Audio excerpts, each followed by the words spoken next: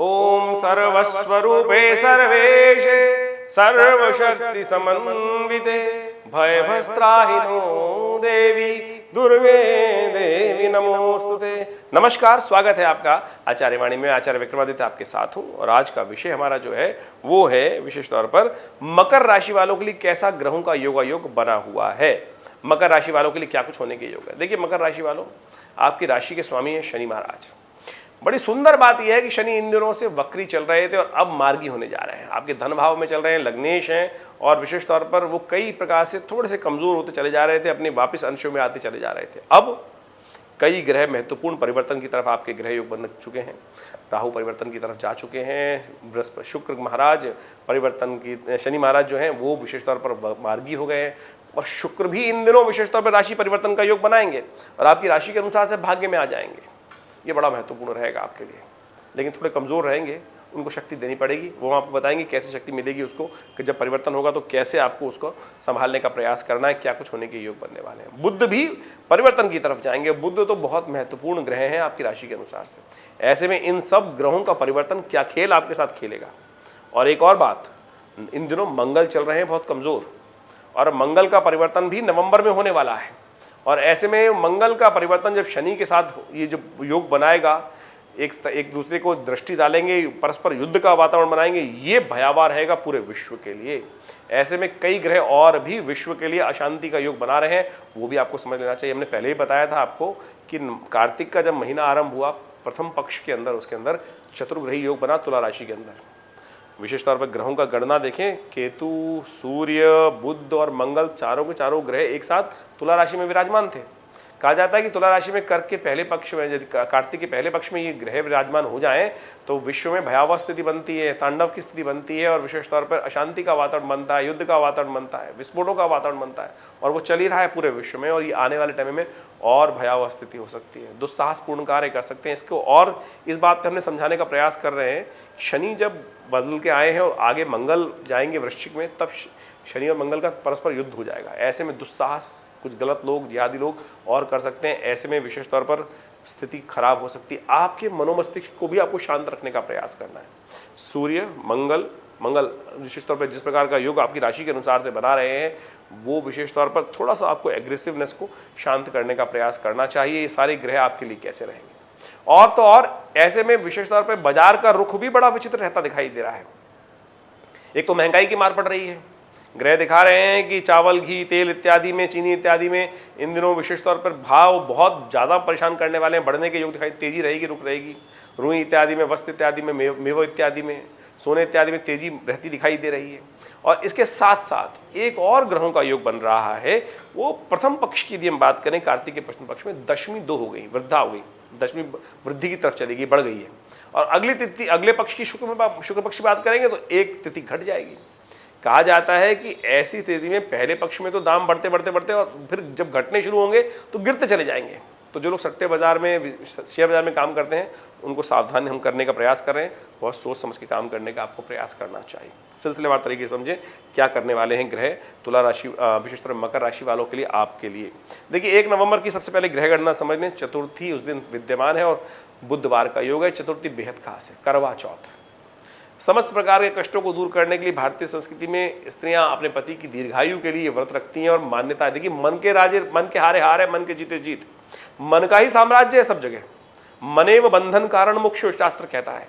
और ऐसे में विशेष तौर पर आप अपने संकल्प के बद्ध होकर इस व्रत को करने से अशुभ से अशुभ चीज़ को आप दूर कर सकते हैं, शुभ का उदय कर सकते हैं। बड़ा सुंदर उपाय भारतीय संस्कृति में कहा गया है। ग्रह क्या बता रहे हैं आपकी राशि के अनुसार से, तुला राशि के अनुसार से हम बात करें तो थोड़ा सा विशेष तौर पे दिन का आरंभ तो अच्छा दिखाई देता है, लेकिन शाम को थोड़ा सा कष्ट होने के योग दिखाई देते हैं। तो ऐसे में ध्यान रखिएगा, स्वास्थ्य का, खर्चों का, अननेसेसरी के बेकार के जुर्माने ना हो जाए, इन सब बात का ध्यान रखने की ज़रूरत है। शाम थोड़ी भारी दिखाई दे रही है। उपाय क्या किया जाए वो भी हम आपको बताएंगे, चिंता ना करें, ध्यान रखें। चंद्रमा का ध्यान करना सबसे श्रेष्ठ उपाय रहेगा। चंद्रमा ही क्षीण हो रहे हैं शाम को, तो ऐसे में चंद्र दर्शन करना, चंद्र को अर्घ्य देना, ये सबसे उपाय है। शाम को करीब 8:17 पर चंद्र उदय होगा दिल्ली के आसपास। बाकी सब क्षेत्रों में भी आपको हमारे ग्राफिक में दिखाई दे जाएगा कब कब उदय हो रहे हैं, उसका लाभ आप ले सकते हैं। ऐसे में विशेष तौर पर कुछ उपाय करें, चावल का दान करें, चंद्र दर्शन करते हुए उनको अर्घ्य दें। दूध से अर्घ्य देना आपके लिए बहुत सुंदर रहेगा। 2 नवंबर की यदि हम बात करें तो विशेष तौर पर पंचमी तिथि है, गुरुवार का अवसर है, ग्रह थोड़े से हल्के चल रहे हैं, ध्यान रखते हुए कार्य करने की ज़रूरत है। धन आने के जरूर योग दिखाई देते हैं, लेकिन कहीं ना कहीं स्वास्थ्य के मामले में कुछ कष्ट होने के योग दिखाई देते हैं, तो स्वास्थ्य का ध्यान रखने की विशेष तौर पे आपको बहुत महत्वपूर्ण जगह दिखाई देती है। नए दोस्त बन सकते हैं और वो नए दोस्त कहीं बेकार के खर्चे आपके जिम्मे ना करा दें, और उन दोस्तों को स्कैन करके काम करने का प्रयास कीजिएगा। कहीं गलत लोग भी आपके साथ जुड़ सकते हैं, वो कष्ट देने के योग बना सकते हैं। कन्या में शुक्र ग्रह का परिवर्तन हो रहा है और ये बहुत महत्वपूर्ण है आपके लिए, लेकिन कमज़ोर है शुक्र। ऐसे में शुक्र को ताकत देने की ज़रूरत है, तो विशेष तौर पर शुक्र को ताकत देने के लिए क्या किया जाए वो आपको ध्यान रखना है। शुक्रवार विशेष तौर पर गौ पूजन करने का प्रयास करें। ये दोनों तिथि 2 और 3 तारीख के लिए ग्रह योग ऐसे ही हैं, तो इसमें विशेष तौर पर शुक्रवार के दिन तो खासतौर पर गौ का पूजन करने का प्रयास करें। बृहस्पतिवार के दिन विशेष तौर पर केले का पूजन करने का प्रयास करें तो अच्छा रहेगा आपके लिए। वहीं 4 नवंबर की यदि हम बात करें तो उस दिन सप्तमी तिथि, शनिवार का अवसर, और ग्रहों का योग परिवर्तन की तरफ भी जाएगा और ये परिवर्तन बहुत सुंदर रहेगा आपके लिए और कई रूप से ये नए विचारों का उदय देगा। पॉजिटिव साइन आपके लिए दिखाई देते हैं और साथ साथ शनि भी मार्गी हो रहे हैं, ये बहुत महत्वपूर्ण है आपके लिए। पॉजिटिव थिंकिंग बहुत बढ़िया तरीके से रहेगी, आगे बढ़ने के योग बन सकते हैं। बड़ा धन के संबंध में कुछ नया रास्ता आपको प्राप्त होने के योग दिखाई देते हैं। सर्वार्थ सिद्ध योग विद्यमान रहेगा। ऐसे में शनिवार के दिन कुछ पूजा पाठ भी कर लें तो बहुत सुंदर रहेगा। तेल के दान को करने का प्रयास करें और विशेष तौर पर शनि के मंत्र का जप करने का प्रयास करें। हनुमान जी के मंदिर में जाकर उनको चूल्हा अर्पित करने का प्रयास करें। सारे उपाय आपके लिए कल्याणकारी हैं। 5 नवंबर को अष्टमी है और बेहद खास अष्टमी है, रविवार का अवसर पड़ गया है, दुर्गा जी का दिन, दुर्गा जी की तिथि, इससे सुंदर क्या है। और माताएं जो हैं वो विशेष तौर पे संतान की उन्नति के लिए व्रत रखती हैं। अहोई अष्टमी जिसको कहा जाता है, रविवार के दिन पढ़ना बड़ा ही शुभ माना जाता है और इन सब के द्वारा कल्याण के योग बनने वाले हैं। दिवाली भी अष्टमी जो विशेष तौर पे है रविवार को ही पड़ेगी अगली बार, तो ऐसे में विशेष तौर पे ग्रह बहुत अनुकूल बने हुए हैं आपके लिए। और ऐसे में तारों की छाँव में विशेष तौर पर जब सुबह रात को चांद तारे निकलते हैं उनको अर्घ देने की सुंदर व्यवस्था रहती है और राधा जी का स्मरण किया जाता है। तो ऐसे में ग्रह योग आपके लिए हमने बताया विशेष तौर पे पॉजिटिव हैं, अनुकूल हैं और बहुत सारे आपको अच्छे पॉजिटिव सिग्नल्स मिलते दिखाई दे रहे हैं। उन सबका लाभ लेते हुए कार्य करना आपके लिए अच्छा रहेगा। माँ दुर्गा की उपासना करें। सर्वमंगल मांगल्ये शिवे सर्वार्थ साधिके शरण्ये त्र्यंबके गौरी नारायणी नमोस्तुते, इस मंत्र का जप करें। माँ भगवती दुर्गा के मंदिर में जाके गुलाब लाल पुष्पों की माला उन्हें अर्पित करना आपके लिए अच्छा उपाय दिखाई देता है, करें, कल्याण होगा। बात कर लेते हैं 6 नवंबर की। 6 नवंबर को नवमी तिथि है, सोमवार का अवसर है और ग्रहों के योग के अनुसार से देखिए दिन का आरंभ तो अच्छा दिखाई देता है, लेकिन मध्याह्न के उपरांत से थोड़ा इमोशंस में थोड़ी वीकनेस दिखाई देती है। इसके साथ साथ बुध ग्रह भी परिवर्तन की तरफ जा रहे हैं, बुध वृश्चिक में जाएंगे और ये आपकी थोड़ी सी ऑर्गेनाइजिंग कैपेसिटी को कम करने के योग बना सकते हैं, लेकिन लाभ की स्थिति प्रबल होती दिखाई दे रही है। ऐसे में आपको थोड़ा उपाय करने की ज़रूरत है। आपको अच्छा ये रहेगा कि आप विशेष तौर पर बुध के निमित्त सबसे श्रेष्ठ उपाय जो है वो है गाय को पालक खिलाना।